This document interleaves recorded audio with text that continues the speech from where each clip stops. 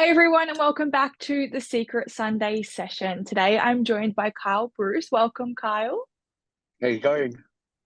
Amazing. Well, thank you so much for joining us today. For those people that are not aware who Kyle is, he is an Australian Olympian in the weightlifting space. Something very different, or probably not. If you're in that space, it's not different. But we really want to start this conversation, obviously, today about Kyle, your journey and your road to the Paris Olympics, which is approaching very soon. So thank you so much for taking the time out of your, what I would imagine be a hectic schedule in the lead up to it. But for those people that are not aware of who you are, what you're doing, and how your Olympic journey really came about, how did it and who is Kyle? How you going? Yeah, I'm excited to be on. Thanks for having me on. So I'm Kyle Bruce. I'm going to the 2024 Paris Olympic Games for weightlifting, which is really, really exciting. I'm looking forward to that. Basically, I got into weightlifting from just being a sporty kid growing up, always, sports being heavily involved in, different things, doing triathlons, gymnastics, athletics, swimming, indoor track cycling, gym. I can't, there's too many sports. Anyway, and eventually just, wanting to get better at weightlifting for my rugby so I could get a little bit stronger, a bit more powerful like that. So I could kind of be at a better level because I was sort of playing at like a New South Wales level when I was like 15, 16. I could see a semi-professional/professional career in rugby. So my strength conditioning coach recommended to go, seek out some assistance for weightlifting. So I went there to my local PCYC at the time and I didn't go back. So it's kind of like how I got into weightlifting. But yeah, no, I'm super grateful for where I am right now. It's awesome. Yeah.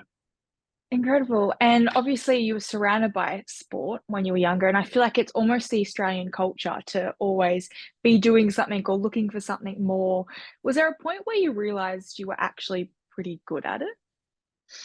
Yeah, I mean, I think like growing up, like sport in Australian culture is huge, right? Every kid wants to be like either an Olympian or they want to be like a professional rugby league player or they want to do something like at a high level in sport. It's just like the Aussie kid's dream. But I think for me, like I always tried really hard in the things I did. I was always like sort of like top of the class, top of the level like that. But I felt like when I got to that extra, like if I made like states or if I made nationals or something for like athletics or that, I'd always get whooped. So it was like I always had to work really, really, really hard. So I felt like for me, I always had that extra drive to be like, I know there's people out there that are better than me, but if I just keep consistent and keep working hard, this will eventually pay off for me. And I think that's kind of what like how weightlifting works because I think weightlifting's not a super competitive sport in Australia. Like it's not participation wise, you can't compare it to something like little athletics or you can't compare it to like swimming or gymnastics or rugby or something like that. So obviously it's quite a niche sport like that. So I think starting weightlifting with that mindset, that just consistency and patience and like never wanting to sort of give up for me worked out really well. And I feel like that's why I've got some good success in the sport. But yeah, I felt like I kind of knew I had something going for me when my coach, still my coach at the time, who was an Olympian, actually went to Barcelona 1992 Olympics, but he represented Iran, not Australia. Said to me like in my second session, you got a lot of potential here. I don't want to kind of waste my time here or beat around the bush. Like if you want to be serious with this, you can go to Commonwealth Games, you can get medals, you can win, you can go to Olympic Games, you can get to a really good level in this sport.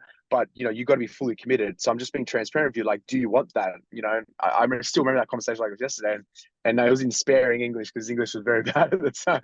But I was like, yeah, no, I do. Like, I do want to try because I've always wanted to be like an Olympian or be at like the highest level of sport, So I thought, you know what, why not? Like weightlifting's here. This is a good opportunity for me. Just before I bring up weightlifting, actually 6 months prior, my father passed away from an incurable cancer, which was really, really tough. Just going through that whole process for like 2.5 years, seeing my best friend be so healthy and fit, and just seeing him turn to someone that was just not like that was so hard to see. So I felt like weightlifting was a new opportunity for me to explore something different and not have that sort of, because rugby and all those other sports, that was our sort of thing. Like we did that together. And when he passed away, it felt really hard. I had like this empty void. It didn't feel like I wanted to do it anymore. So I felt like weightlifting came into my life at the right period of time for me to make that decision. So yeah, it was interesting. Wow, that's so incredible. And obviously, I'm so sorry for your loss. It's Yeah. almost kind of something that helped you deal with your grief and sort of Mm. find a different avenue for you to really venture out on your own and rediscover yourself and what that looked like? Absolutely. Yeah, no, 100%. It was something that was like, yeah, I was going through that and I didn't realize I was like obviously feeling very sad, and I was depressed and I was down because I'd never, as like a 15, 16-year-old, like I've never, like, no one really goes through something like that, especially at such a critical age development, sort of like from 13 to 16, to go through that is really tough, you know. And yeah, it's just I just remember like when he passed away, I still went to rugby training and stuff, and I just didn't like it. I had no passion for it. I lost all passion for it, you know. And I just want to try something different. And that's when obviously I went to try weightlifting, and then I met Ali, and Ali's kind of taken over that father figure in my life, which is like awesome because we're super close, you know. Like I always go to his home, always talk to him. We have good conversations and stuff. So I felt like it was just sort of like, yeah, life's a bit like that, you know. Sometimes the right thing comes up at the right time, and I felt like it just felt like it made sense, you know. So here I Mm. am. Wow. If you don't mind me touching a little bit on it, but obviously Yeah, of with the course. loss of your father, did you find, I know a lot of people do experience grief and can experience it in different ways, but was it easier as time went on, or how did you find that you dealt with it? Obviously, weightlifting was a big part of that, but were there Yeah. other ways that you were able to cope? Yeah, well, I think the main thing was weightlifting, obviously, but I felt like that kind of went to a bit of an obsession at the time, because it was like I needed something different. Like I needed to latch onto something to sort of forget about what I was like, how I truly felt and how I was actually grieving. I felt like at the time I managed it well because it was a new thing. It was exciting. Like obviously starting a brand new sport, you know, there's all these different things that you can do and that. But obviously as you progress to mature on, like I've been doing weightlifting now for 9 years, you sort of lose that novelty after a couple of years, and it becomes, you know, stagnant, I guess. And I think a few years later, I started to sort of realize like, oh man, I think I kind of like, I went a little bit too hard with the weightlifting just to sort of get over how I was feeling, you know? So yeah, I feel like at the time, like obviously I was grieving a lot about it, but I felt like as the years went on, I felt like I grieved a little bit more because I was a bit more mature. And I felt like I understood that, you know what, I was probably just a kid. I probably just want to find something new to just latch onto and not think about what had actually just happened. So the reality of the situation didn't kind of hit me. But I feel like now I'm much more like understanding what's happened. I've come to terms with what it is, you know, and I've got good strategies and stuff to deal with it. But yeah, I think so. Yeah. That's incredible. And it's crazy because a lot of people do experience that way. You know, when we process something so young, we often block it out. We just run. Yep. We find ways to cope that are not always healthy. Yeah. And then Yeah. we circle back around when we're ready to really process that.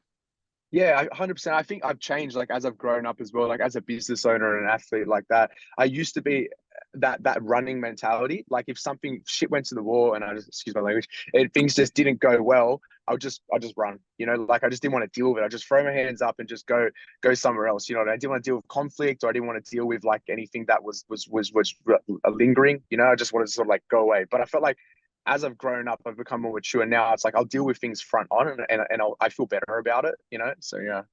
It is. It's just one of this journey of just self-discovery and constantly learning how we can turn up for ourselves in so many different situations. But talking about, you know, weightlifting, and as you said, there were so many different sports that you tried, especially obviously rugby was a big part of your journey. What feeling made it different for you to pursue weightlifting? Like, why was it the answer? I mean, you could have chosen anything. With that determination, that personality trait, you could have got to extents with anything that you obviously tried. But what feeling does weightlifting give you?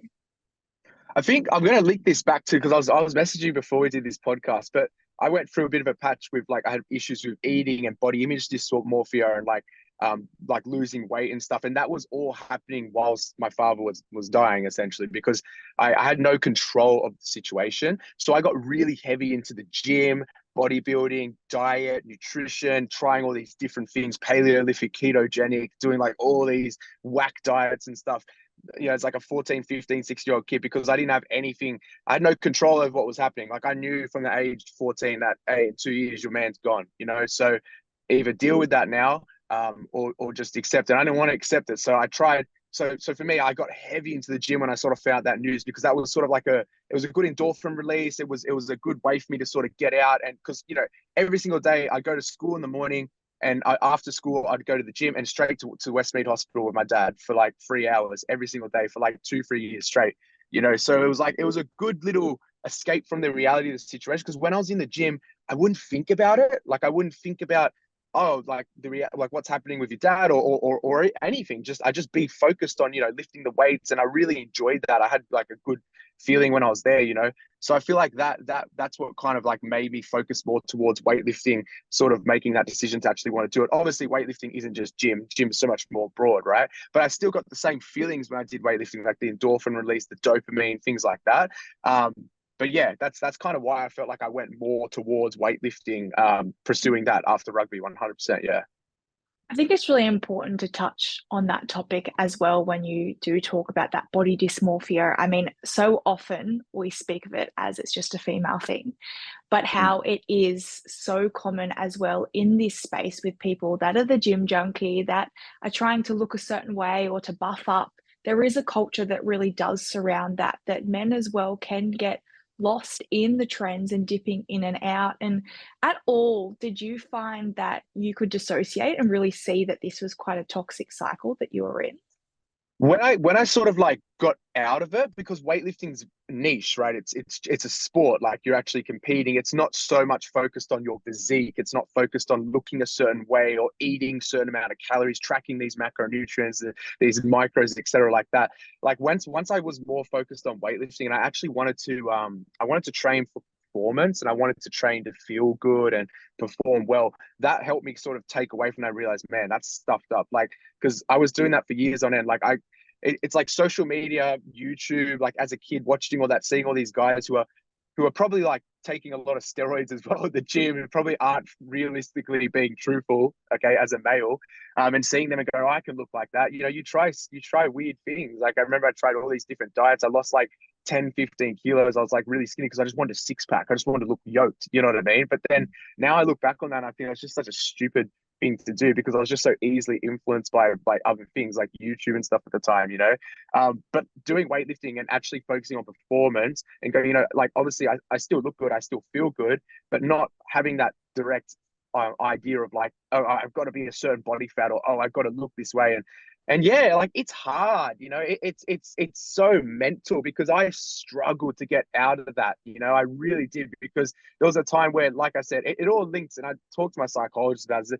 It all linked to my father, obviously. I lost control. I needed control. Diet, nutrition, training was all a gateway. Exercise, this sort, like all that was a way for me to control what was happening. And obviously now I'm older, I can acknowledge that. I look back on that and I just think, man, like I feel for young kids, especially young men looking at like today's fitness industry and fitness influencers and stuff. Like it's a hard world out there. Like, yeah, it's tough, especially as a male, like always looking at these, like these guys who are looking like really ripped and jacked and having that masculinity sort of stereotype. Like I've got to look a certain way. And if I'm fat, that's bad. Or if I'm too skinny, that's not good. Like I need biceps. Like, yeah, it's hard. Yeah. It's intoxicating too. I think once you start becoming or you start, subscribing to that culture, you can't Yeah. escape it. It's the trends, it's the looks, it's the social media feeds, it's this constant like feed in your face that is telling you that you are not enough and this is how you have Yeah. to look. And for someone Yeah. that, as you said, is young, especially I feel a man, I don't feel like they get enough of a rap about it because it is very, females need to be more body positive and they need to look a certain way, but it's like the males do as well. And as you said, that competitive environment, that this is what a typical man looks like, and if you don't fit that mold, is really demoralizing for a man. Yeah, 100%. And I feel like there's like, yeah, the ideal look for a man is so unrealistic for like 90% of men out there. So it's like, yeah, it's like where do you have that line? But I mean, I still struggle with it as well. Like sometimes I'll be training, I'll have my shirt off, I look in the mirror, I'm like, oh man, like I could look a little bit better. Like I feel like I could look a bit more.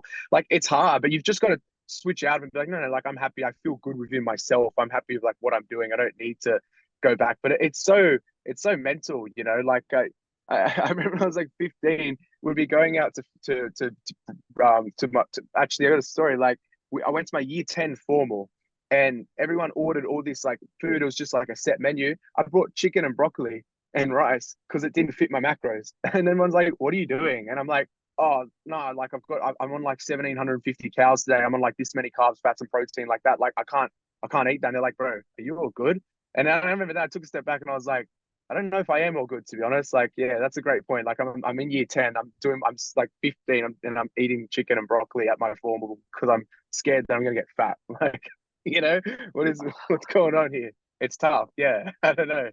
Yeah. Oh, it really isn't. And you pinpointed it perfectly. Like it is all mental. It's conditioning. It's that we've heard, and that underneath it all, obviously, there's that need for control. But surface level, it's all that wanting to feel in power and wanting to feel like we can control something. And food is often the most readily available, as well as exercise. It's something that we can hold that control and that power to do. And it does. I think it gives us that subconscious sort of level of endorphins, like making us feel good, but it's kind of false in a sense. It's not the real thing that we're actually after. And it's scary because as we see, you know, you saying like 15, 16, and then year 10, like, but we have kids now that are like 10 and 11 that are looking at doing this because they're being handed phones and they're on social media and they're Yeah. being Yeah. receiving this messaging as well.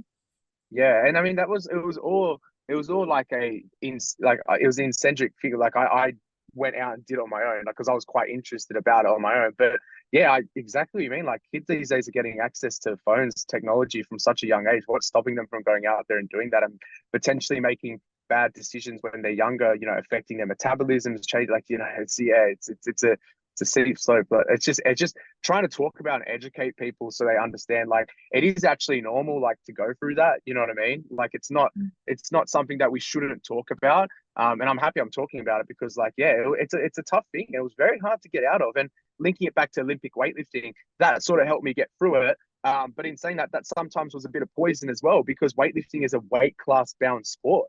You know, if you're lifting in a certain weight category, got to make that weight. So you know, I guess like yeah, when I was competing at the Commonwealth Games, I had to cut 4 kilograms, 4.5 kilos of body weight to get to the 81 kilo class. Me and my coach made that decision because it was a better opportunity for us to get a medal. But it kind of brought back up that sort of like little PTSD and stuff when I was like 5, 6 years before that. But I was like, no, I dealt with it a lot better. But it was still tough. Like I didn't track macros or anything, but still just like having to like be conscious of what I'm eating. I was seeing my physique change, obviously. I was looking a bit leaner, but I was also losing a bit of muscle mass because I'm quite lean as it is. And yeah, it's tough. You know what I mean? It's a hard thing, but it's important to have that conversation, you know, definitely. Did you feel going then into weightlifting professionally, that obsession did ever take over again? I felt like at the start for actual training, like for actually wanting to do the weightlifting, like training twice a day, sometimes I've trained 3 times a day, like that obsession sort of happened more in the actual weight room, in the actual programming sort of training capacity. But for the actual like nutrition and stuff, I don't like nutrition's not as important as the actual sort of training in weightlifting because again, it's performance-based sport. It still is incredibly important, but there's no real emphasis on like, oh, you got to look this certain way, or you know, you've got to eat this amount of calories to perform, or whatever like that. It's kind of just like I haven't tracked my macros in over 8 years, you know, and I refuse to. Like, I won't do it because I won't go back on that. I won't download that app again. I won't do it because like I was obsessed with it. You know what I mean? So it's like, yeah. So it was like weightlifting. I think I was a bit more obsessed, probably more of the actual training component, but that sort of died down a bit as I've got more into the sport like that. But yeah. That's incredible that you found a way and you've put in those boundaries, knowing your personality and yourself, and knowing Yeah. you don't want to go back there. That this is a Oh, condition that I 100%. have to do.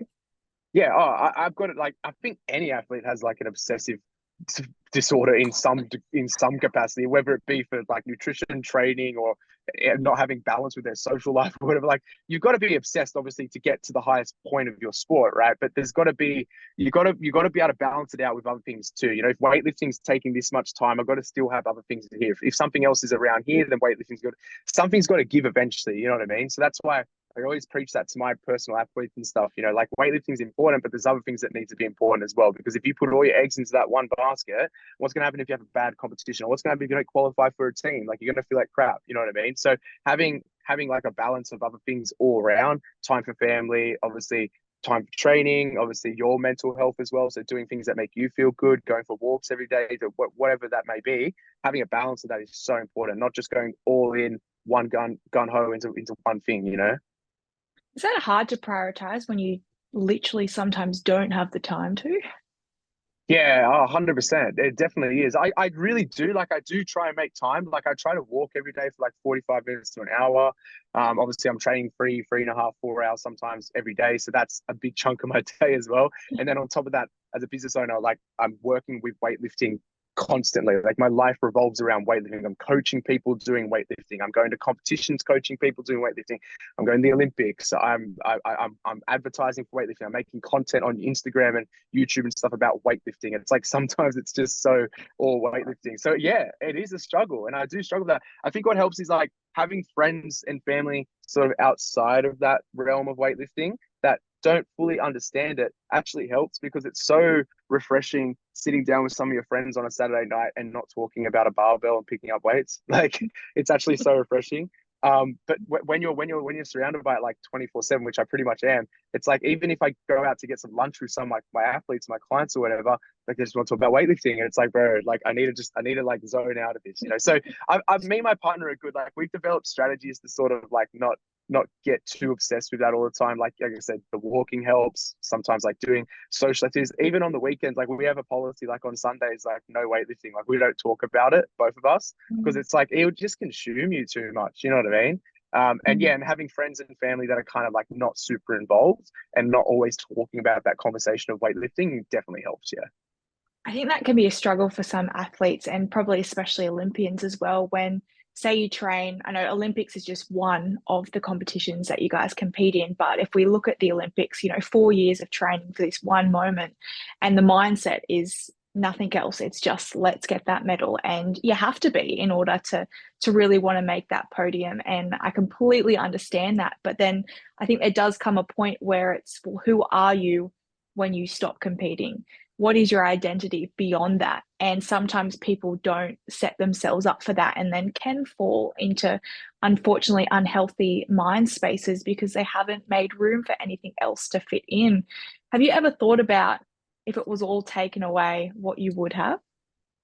Yeah, oh, absolutely. I always think about that. Like, I always think like, yeah, I could wake up tomorrow and like something tragic could happen and I might not be able to weightlift again. How would I deal with that? How would I accept that? Would I have strategies in place like that? I think when I was younger, I definitely would not have been able to handle that because I was so obsessed with it. Not that I'm saying I'm not obsessed now, but I don't feel like I kind of identified myself as weightlifting probably from like age 15 to like 21, 22, like that. But I feel like now that as I've gotten older, I don't identify myself as weightlifting, and that's really important, because if I don't use weightlifting as sort of a gateway or something that, oh, Kyle Bruce weightlifting, everyone knows him like weightlifting like that, it's not going to be so hard for me to like, if I stop training one day, or which I always train, I love training, but like if I stop competing at an elite level, which will happen eventually, I'm ready for that and I'm okay with that. And I think as well, like with my business, I'm already like I'm so focused on that as well. It's kind of like another obsession that's taken over as well.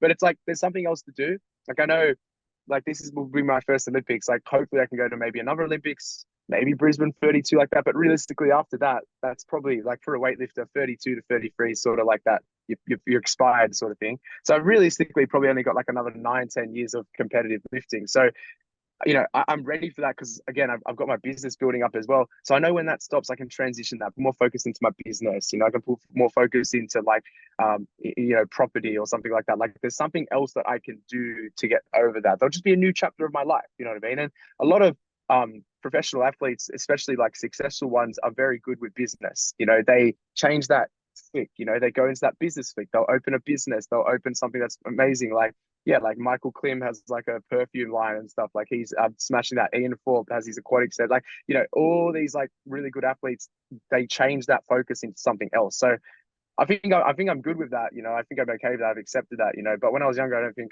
I would have been as good. It definitely helps when you have a fully developed brain. It does help the whole Yeah, situation. that's true. Um, That's true. but first Olympics, wow. Are you nervous? Yeah, I'm nervous, but I'm excited. You know what I mean? Like, it's something I've been training for. So obviously, I was quite close to Tokyo. I didn't really think I was going to qualify for Tokyo because I obviously started like 3.5 years before. It's not a lot of time for training to make an Olympics, but I actually ended up getting really close to that. So I wouldn't say I was bummed out for not making Tokyo, but I was kind of like, man, I got a really good shot for Paris. Like I got a really good shot for Paris. So I'm gonna keep consistent, keep up the work. So I'm just really grateful that it's all paid off, and we've been put in the position where we are now. So I'm excited. I'm a little bit nervous. Obviously, versing the best in the world is going to be really good. It's going to be a good experience for myself, obviously Australia as well. It's going to be a big thing for Australian people watching because usually most Olympics there's two weightlifting sessions, but these Olympics there's only going to be one per weight category because weightlifting's reduced the quota spots as the years have gone on. It's just gotten harder and harder and harder to make it. I think Rio there was like 360 athletes. Now in Paris there's only 120 that have qualified for weightlifting, so it's dropped like almost triple. Well, no, it is triple, 360, 120. Yeah, it's dropped triple. So it's 33% of what it was in Rio. So that's only two Olympics ago. So yeah, it's going to be good. Like it's going to be on the biggest stage of them all. Everyone's going to see me. I'm going to do the best I can. I'm proud to represent. Yeah, no, I'm really looking forward to it. A little bit nervous. I think it wouldn't be normal if you weren't nervous. There's got to be something in there because you care about it. You've worked so hard for it. Explain to me and share with everyone for people that are not aware of what it actually is when you go to, say, the Olympics in terms of weightlifting. What are the categories? How does it work? Because even myself, to be honest, I have no idea. So I'd like to know what it is in terms of when you go to the Olympics, how do you compete in weightlifting? Yeah, so for these Olympics, if you're watching weightlifting at the Olympic Games, you'll see there'll be 5 weight categories for males and 5 weight categories for females. Obviously, the weight categories they spread, but for the females, it's the 49 kilo category, the 59 kilo category, the 71 kilo category, 81, and then 81 plus, which is kind of like anyone that weighs over 81 kilograms. It's just a sort of free for all like that. So most girls will weigh 100 plus kilos in that category. For the men, it's 61 kilos, it's 73 kilos, 89 kilos, which will be the category I'll be competing in, 102, and then 102 plus, which again is sort of like that super heavyweight type range. So 5 weight categories.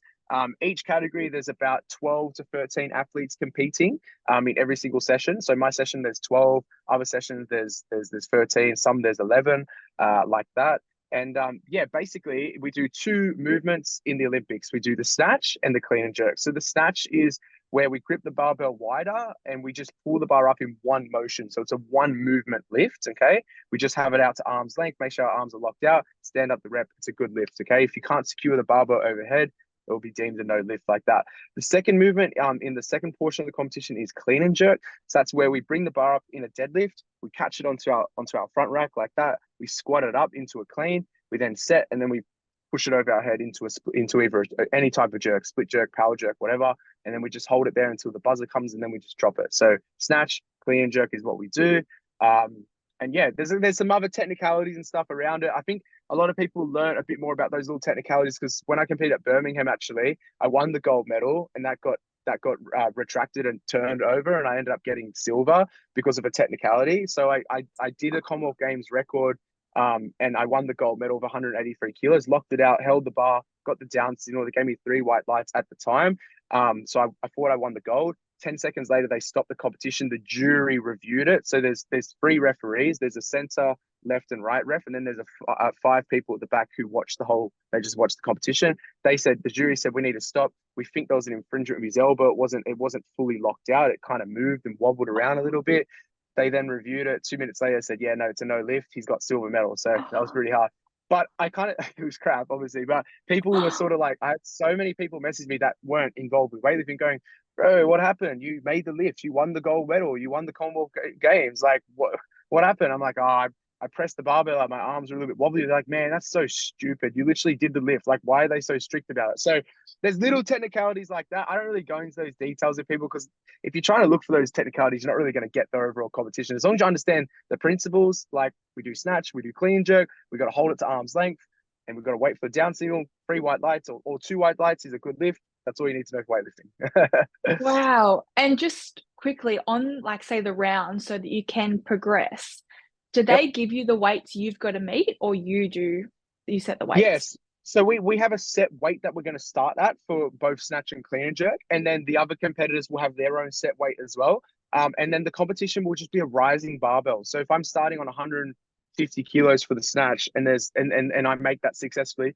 I'll probably go up to like 155 kilos. There might be another athlete who's on 153. He'll then go out, then I'll go on 155 kilos. Or you might have a bunch of athletes all starting around 160 kilos. Maybe it's like 5 different countries on 160 kilos. So then they'll just consecutively follow each other like that.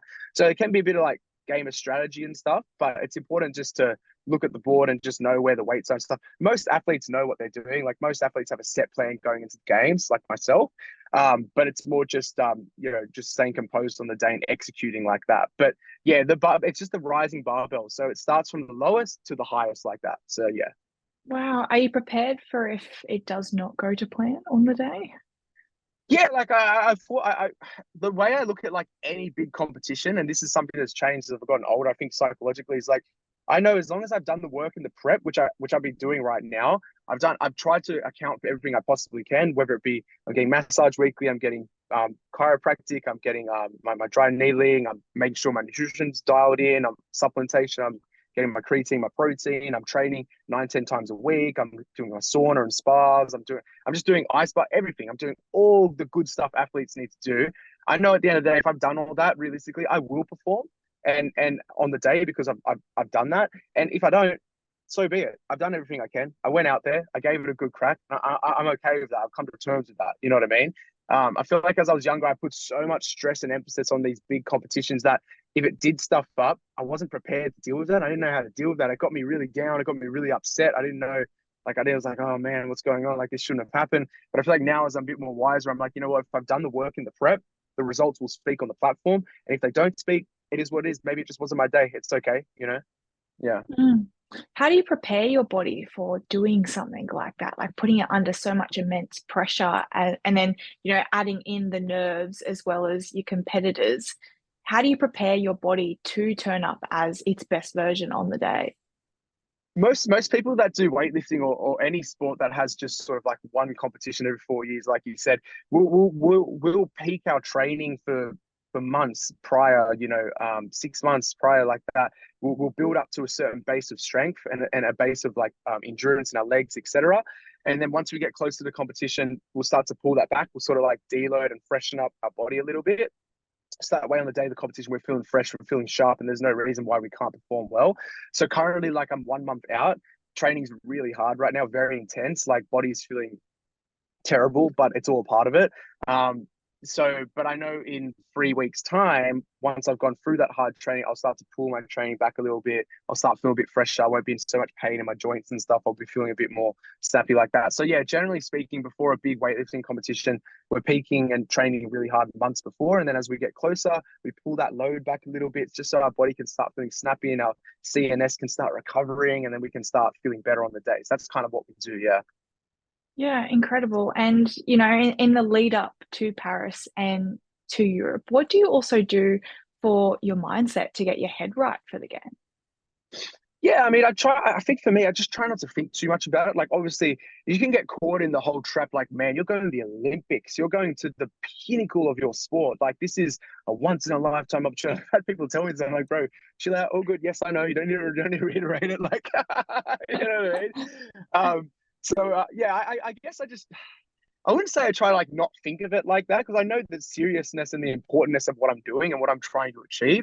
But I try to disassociate myself a little bit with that and just think, you know what, I'm just going to a local competition. I'm just going there to do the best I can because I feel like when I set myself that sort of that standard, I don't usually not perform too well. Like I always do okay. It's when I tell myself like, okay, this is big, this is important. Like you gotta shape up, sort of thing. That's when my brain starts going into overdrive, and then all of a sudden I'm not sleeping the night before, and I'm stressing out, I'm having anxiety, I'm panicking, and I'm like, So I guess I just try to like not. I guess I just try to keep it casual, not put too much stress on it. I know the importance of it. Everyone knows that. Obviously, I know what I'm doing, but just going in there, sort of, I guess, to have fun as well. Oh, definitely. I think you need to have fun, especially with it all. I mean, as we said, it's such a big lead up and all this training, and it should be celebrated no matter what because you made it there. You were able to Yeah, get there, and 100%. especially being your first one as well to go soak it all in Mm-hmm. Paris as well would be phenomenal. Have you thought about what you're Yeah. going to do after the Olympics? Yeah, I have actually. Like, I think post Olympics, I think for me, I'm gonna probably take a bit of a break from lifting, sort of like at a high level for a little bit, just to give my body a bit of Give bit your of body a break. needed rest. 100%. Like, I've been doing this competitive, like I said, for about eight and a half years now. So I think just give my body a bit of a break. I don't know how long it's going to be. It might be a few months, it might be a year, nothing crazy, just enough for me to sort of get that itch and drive again to compete. Because I mean, going to the Olympics is exciting, but the whole actual qualification process of making Olympics was really tough. Like, that was probably some of the hardest things I've had to go through mentally, like doing back-to-back international competitions, having to be stressed and prepared and lift under those pressures and those conditions, like was very, very stressful. So I felt like making the Olympics team was exciting, but I feel like the whole process of trying to qualify really kind of burnt me out a little bit, if I'm being honest. So going to the Olympics, obviously, I'm full focus, full attentive to what I'm doing. But I feel like post Olympics, yeah, I think a definite little bit of a break is needed, just sort of a reset. And then we'll think of some new goals sort of once I feel ready for that conversation, and then move forward like that. But I think, yeah, a bit of a break, more focus on my business, 100%. Not that I've been slacking off my business, but I can definitely put more time and effort into my business that I wouldn't have been able to do if I was preparing for an Olympics, right? So that will probably take over for a little bit, yeah. Because I think it's funny, a lot of we talk about, the body can take a lot and the mind can take a lot. We push the limits. But I feel like as well, it can sometimes come to a point where it does need a break. It can adapt and it can be pushed beyond those limits. But when it is pushed a lot, it does need a bit of a come down in order to relax and to really Yeah, process as well the stress. absolutely, and I'm kind of like, I'm prepared for that. And a lot of people that I've spoke to, like former Olympians, have said, so, are you ready? Like post Olympics, like, are you prepared for it? Like, it could be a tough time. Like, you've had this goal your whole life, especially your first Olympics, and you do that, and then it might go really well. You might do awesome. You might not. Regardless, there's going to be a time. It might be a few days later or a week later where you're going, shit. Like, I've done this. Like, what is there next? Kind of like, are you ready for that? And I'm like, yeah, I'm ready for that, because I've just soaked myself into my business. It's all good. but no, but seriously, like, I am feeling like I'm ready for that. I know what work I've done to get to where I am, and obviously, like, I'm ready for like what happens post that. And I've got strategies and plans put in place to be able to deal with that and work through that. So I think being realistic with that's really important as well. 100%. Absolutely. Well, thank you so much for jumping on today and sharing this conversation, your story with us. I do want to end with a couple of questions, Absolutely. more directed at yourself and your story. But the first one being, with your Olympic journey so far, what do you, or even just your journey in general to get to where you are, what do you think has been the biggest lesson that you have found has really stuck with you throughout?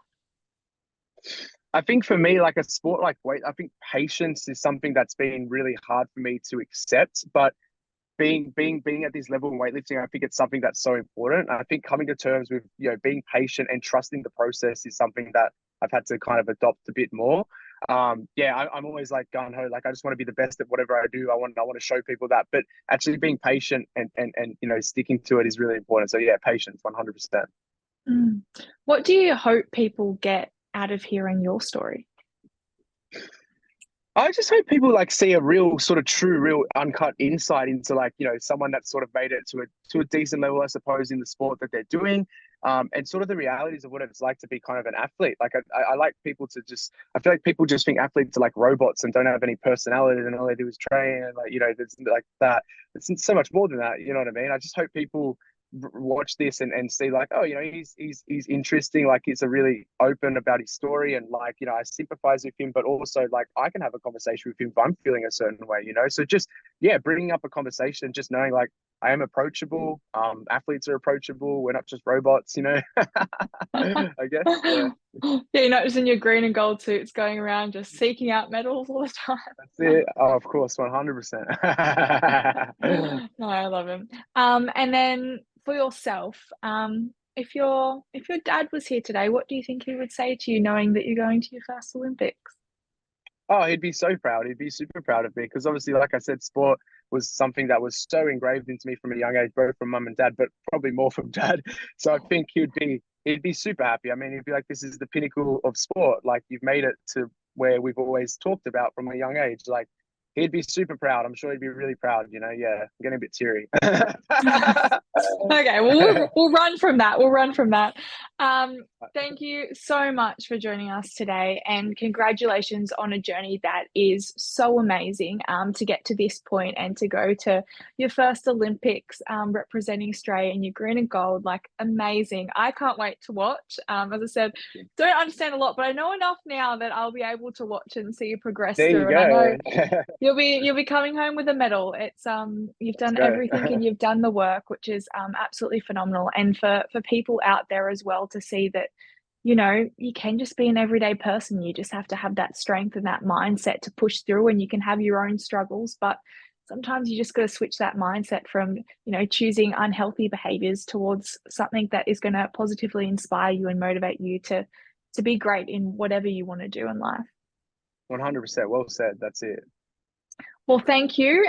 Good luck. Although I don't think you'll need it. You'll be fine. Just go have fun and enjoy Cheers. yourself. But thank you That's so it. much for jumping on today. No worries. Thanks for having me. I appreciate it. No worries. And thank you as well to everyone else out there for joining us for another Secret Sunday session. We'll catch you guys all next time. If I could turn back time. Okay, right. I got it. I was a bit delayed there.